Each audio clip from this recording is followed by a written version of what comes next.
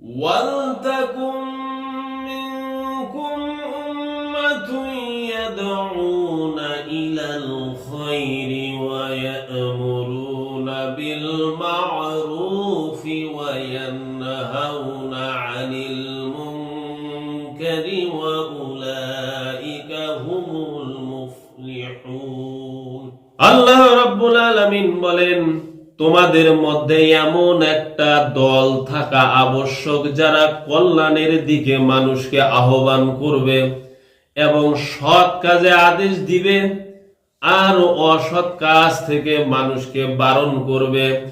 আর ওই দলটি হলো সফল কাম। সুবহানাল্লাহ। আমার ভাইরা বন্ধুগণ, প্রত্যেক মুসলমানের উপর সাধ্যানুযায়ী সৎ কাজের আদেশ এবং অসৎ কাজের নিষেধের দায়িত্ব পালন করা হলো ওয়াজিব।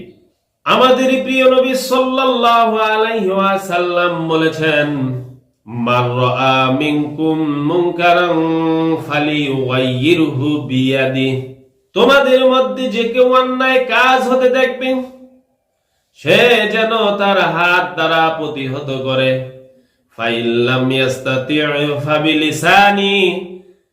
আর যদি তা সে অক্ষম হয় সে যেন তার মুখ দ্বারা, জবান দ্বারা সে যেন প্রতিবাদ করে।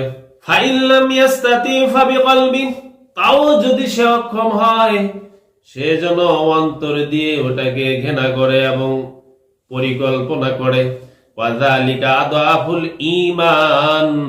আর এটা হলো ঈমানের সবচেয়ে দুর্বলতার পরিচয়। অতএব আমাদের সাধ্য অনুযায়ী সৎ কাজের আদেশ এবং অসৎ কাজে নিষেধের কার্যক্রম চালিয়ে যেতে হবে। এই ওয়াজিব পালন থেকে কেউ রেহাই পাবে না যতক্ষণ না অন্য কেউ এই দায়িত্ব পালন করবে। প্রত্যেকেই সামর্থ্য অনুযায়ী এই দায়িত্বের আঞ্জাম দেবে। যেই বান্দা যত অধিক সামর্থ্য রাখবে তার উপর তত বেশি অধিক সৎ কাজের আদেশ এবং অসৎ কাজের নিষেধের দায়িত্ব পালন করা ওয়াজিব। পাপী এবং গুনাহগারের উপর আল্লাহর আযাব নাজিল হলে পাপ কাজে বাধা দানকারীগণই কেবল এই আযাব থেকে, এই শাস্তি থেকে পরিত্রাণ পাবে।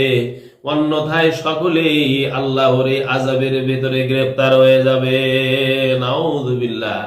অতএব আমাদেরকে এই কাজে এগিয়ে যেতে হবে, এই ওয়াজিব পালন করার জন্য উদ্বুদ্ধ হতে হবে, দল তৈরি করতে হবে।